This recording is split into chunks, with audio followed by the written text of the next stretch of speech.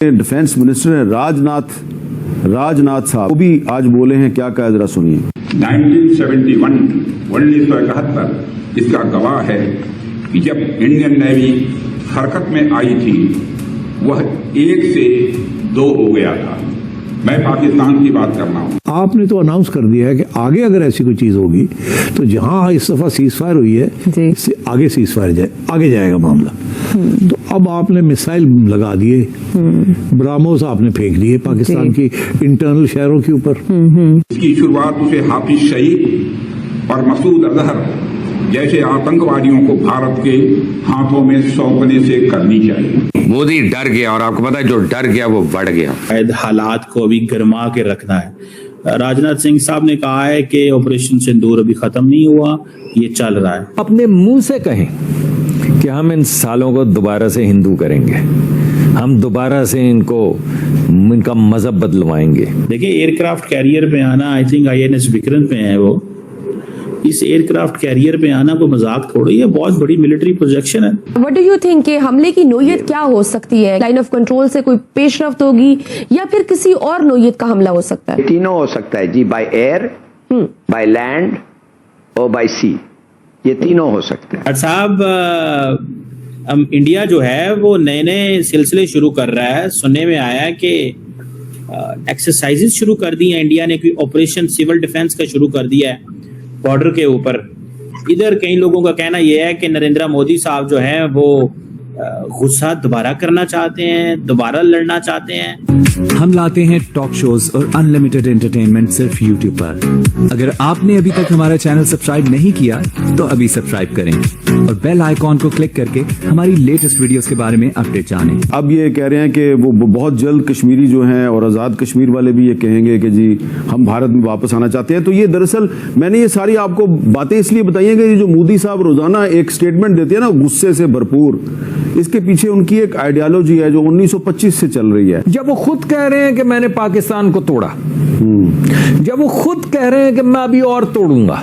जरा मगरबी बंगाल में उनकी की जाने वाली तकरीर का एक क्लिप देख लीजिए। पाकिस्तान समझ ले 3 बार घर में घुस करके मारा है। राजनाथ सिंह साहब कह रहे हैं अगर ऑपरेशन सिंदूर फुल फॉर्म में आता तो हम पाकिस्तान के 4 टुकड़े कर देते। देखिए एयरक्राफ्ट कैरियर पे आना, आई थिंक INS विक्रांत पे है वो, इस एयरक्राफ्ट कैरियर पे आना कोई मजाक थोड़ी है, बहुत बड़ी मिलिट्री प्रोजेक्शन है।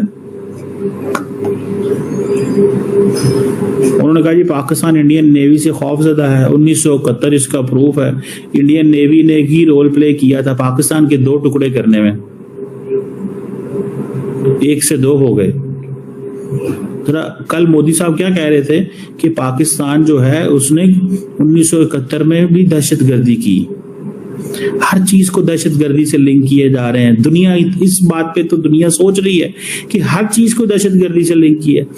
टुकड़े पाकिस्तान के हुए किए आपने और दहशतगर्दी हम कर रहे थे।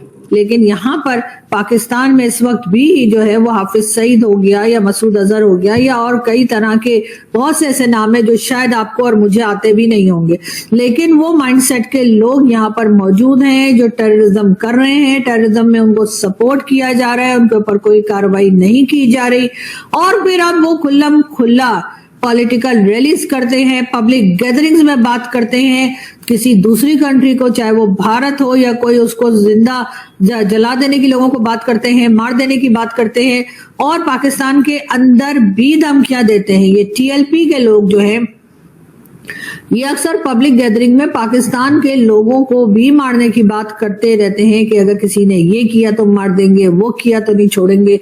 और ये बड़ी बड़ी पोजीशंस पे बैठे हुए लोग या बड़ी बड़ी पोस्ट के ऊपर बैठे हुए लोग जो हैं उनको भी धमकियां देते हैं, लेकिन इनको ना कोई रोक रहा है ना कोई टोक रहा है। इनको पाल के रखा है स्टेट ने खुद ही।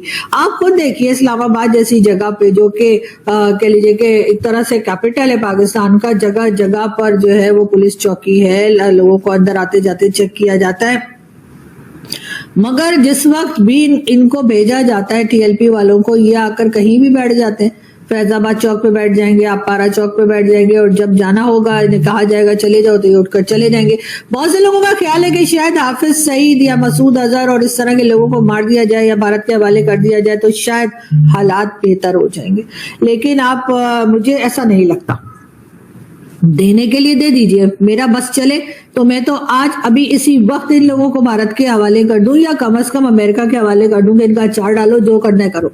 लेकिन बात सारी है कि जो माइंडसेट यहाँ पर बन चुका है उसको कौन चेंज करेगा। सोशल मीडिया को देखें तो वहां पर आपको कई तरह की जो बैन ऑर्गेनाइजेशंस हैं या जो इंतहा पसंद ऑर्गेनाइजेशंस पाकिस्तान में हैं, उनके लोगों की तकरीरें, उनके लोगों की पॉलिटिकल रैली या कह लीजिए कि पब्लिक रैली जो है वो आपको दिखाई दे जाएगी, और उसमें ये बात कर रहे हैं। ये आपको गुजरांवाला का एक वीडियो है जो आपको सोशल मीडिया पर दिख जाएगा, यहाँ मैं दिखा नहीं सकती, और उसकी रीजन यही है कि इसमें जिस तरह की बातें की जा रही हैं वो डेफिनेटली यूट्यूब पर इस तरह की बातें जो है वो आप शेयर नहीं कर सकते। धमकियां दी जा रही हैं, भारत को धमकियां दी जा रही हैं, भारत के प्राइम मिनिस्टर नरेंद्र मोदी को, और अच्छी बात ये है कि हमारे यहाँ से कई लोग जिसमें के हुसैन हक्कानी साहब भी शामिल हैं जो कि यूएस में पाकिस्तान के एम्बेसडर भी रह चुके हैं, जर्नलिस्ट भी बहुत अच्छे जर्नलिस्ट में शुमार किए जाते हैं। उन्होंने भी इस क्लिप को शेयर किया है और कई दूसरे लोगों ने रीट्वीट किया है और कई लोगों ने और भी शेयर किया है हिंदुस्तान पाकिस्तान से, और बताया यही जा रहा है कि पाकिस्तान अभी तक इस तरह के जो जिहादी माइंडसेट के लोग हैं उनको ना सिर्फ ये कि प्रमोट कर रहा है बल्कि सपोर्ट भी कर रहा है। अब अगर जगह जगह इस किस्म के लोग बात करते दिखाई देंगे, जगह जगह इस किस्म के लोग भारत को धमकियां देंगे और कहेंगे कि जी तुमने अगर गोली की बात की है तो फिर हम भी तुम्हें देख लेंगे, और क्या क्या कुछ नहीं कहा गया इस क्लिप के अंदर, ये आप देख ही सकते हैं सोशल मीडिया पर। तो पाकिस्तान अब अगर ये कहे कि जी हमें तो FATF में भारत ने डलवा दिया, वरना हम तो FATF में जाने वाले नहीं थे और हम तो जी बड़े अच्छे लोग हैं, तो यकीनन इसके ऊपर जो है दुनिया सिर्फ हंसेगी और मजाक ही उड़ाएगी। पाकिस्तान में इस तरह के लोग आपको ना सिर्फ ये कि ये पॉलिटिकल रैली तो खैर होती रहती है, कभी हाफिज सईद की तो कभी मसूद अजहर के ग्रुप की या किसी और ऐसा टेरर ग्रुप जो कि सारी दुनिया जिसको बैन कर चुकी है, सारी दुनिया जिसको टेरर ग्रुप कह चुकी है, लेकिन हमारे लोग हैं कि मानने को तैयार ही नहीं होते और यही कहते हैं कि नहीं जी ये तो जी पाकिस्तान की खिदमत कर रहे हैं, ये तो इस्लाम की खिदमत कर रहे हैं। मुझे आज भी याद है कि जब हम लोग स्कूल में थे और उस जमाने में जो है वो ये हाफिज सईद को तो खैर अभी रिसेंटली अरेस्ट किया गया है, वरना या कह लीजिए होम अरेस्ट किया गया है, ये बाहर घुमा करता था।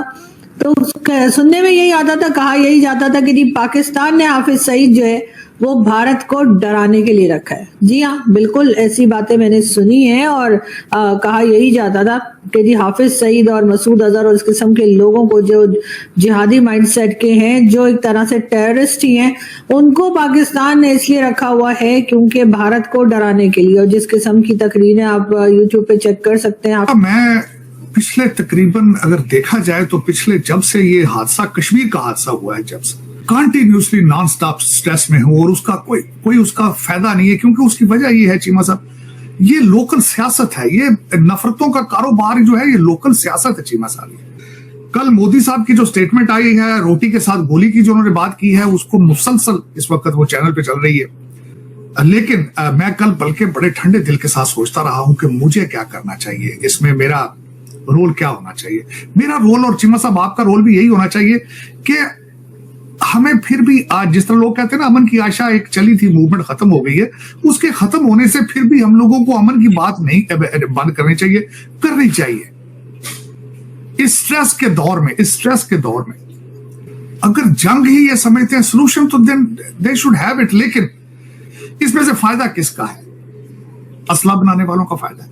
वो क्या फायदा उसका? और दूसरा ये है कि जिस तरह आप बता रहे हैं कि दोनों साइडों से फिर दोबारा एक कॉन्फ्लिक्ट की तैयारियां जारी हैं, तो उसमें चीमा साहब इसमें मैं तो पाकिस्तान और भारत को दोनों के दरमियान कोई डिफरेंस नहीं रखना चाहता और ना मेरा कोई डिफरेंस है। तो आपको ये वीडियो कैसा लगा कमेंट बॉक्स में जरूर लिखिए, इस वीडियो को लाइक कीजिए, शेयर कीजिए, सब्सक्राइब करना ना भूलिए आपके चैनल EFC को। मिलते हैं अगली वीडियो में। जय हिंद।